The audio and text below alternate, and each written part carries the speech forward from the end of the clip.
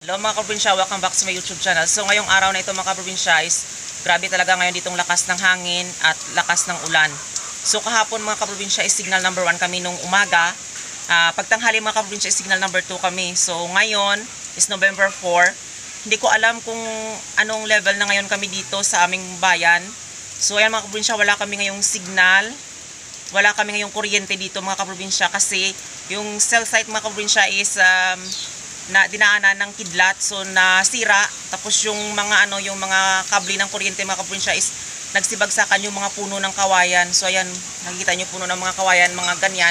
So kasi yan yung kabuhayan dito sa amin, sa aming probinsya. So yung ibang mga puno ng kawayan is sumasabi talaga sa mga kable ng kuryente. So nawawala yung kuryente dito sa amin mga kaprobinsya. So ewan ko lang kung babalik kasi kaninang mga alas 3 ng umaga mga kaprobinsya nawala yung kuryente.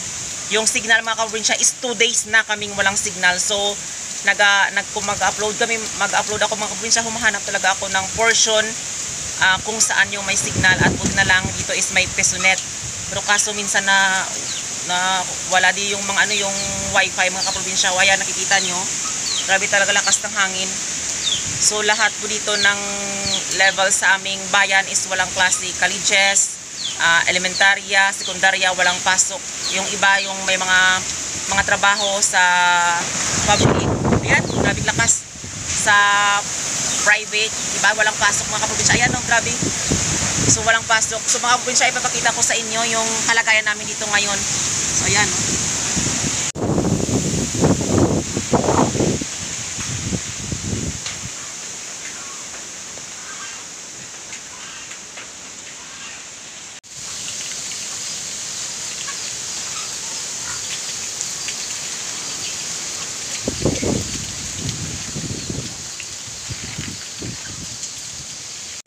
So ayan mga kaprobinsya, dito sa ibaba, ito yung kalagayan.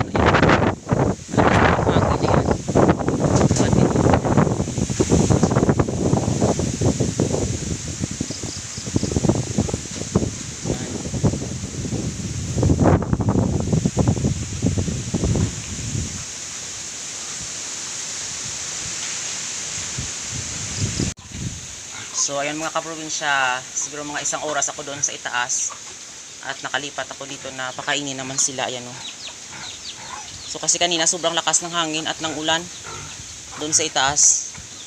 So ayan, hinantay ko lang na maghupa yung ulan at saka magpunta dito na pakainin sila.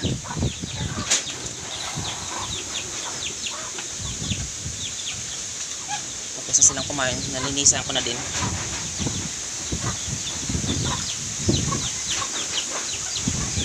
So maputik.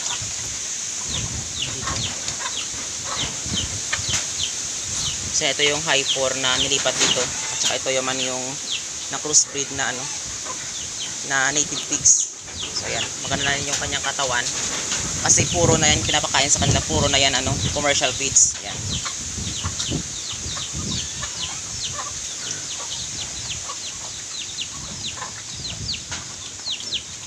So ayan, kahit pa paano mga kaprobinsya ngayon yung panahon. Yung grabe talaga yan. Yung hangin. Pero buti na lang ang yung ulan, hindi na wala nang ulan. Ayan.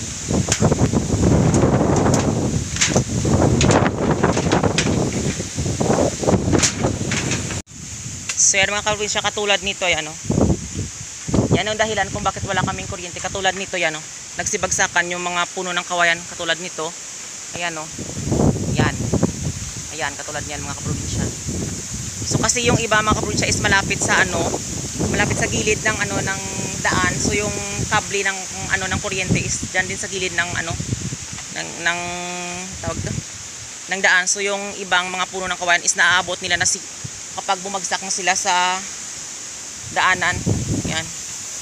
So iwan ko lang ngayon mga kaprobinsya kung nangyari doon sa mga daan namin kasi mostly talaga mga kaprobinsya yung daanan namin dito papunta dito sa amin sa bundok is gilid at gilid, right and left mga kaprobinsya is puro talaga lahat mga puno ng kawayan.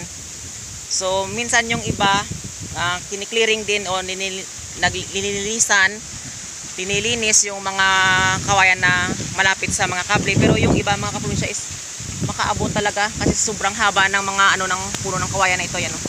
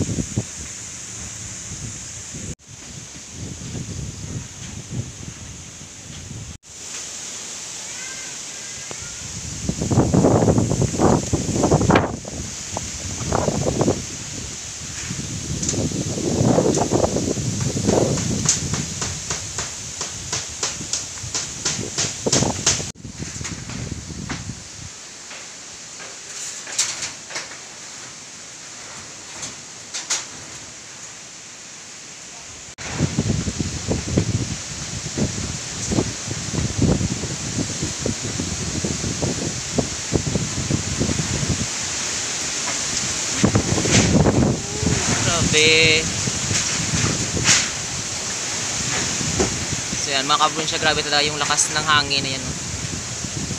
So kapag hindi matibay yung bahay mo, talagang mawawasak.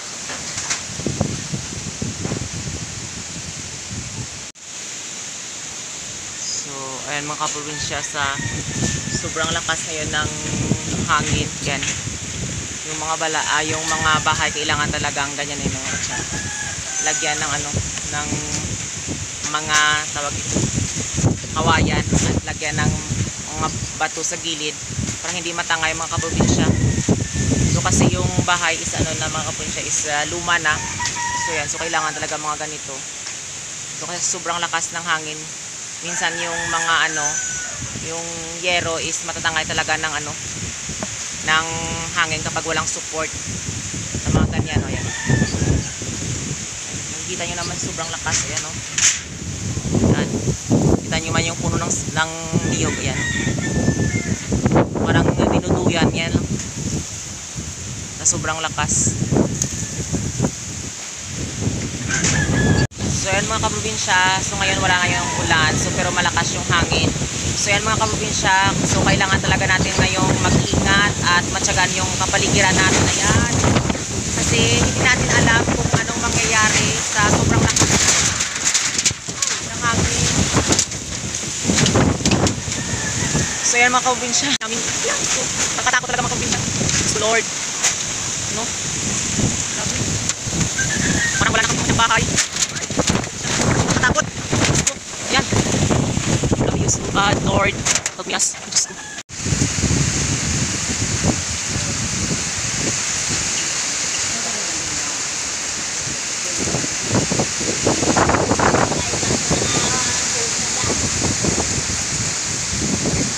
Pasar sa mga pang sige.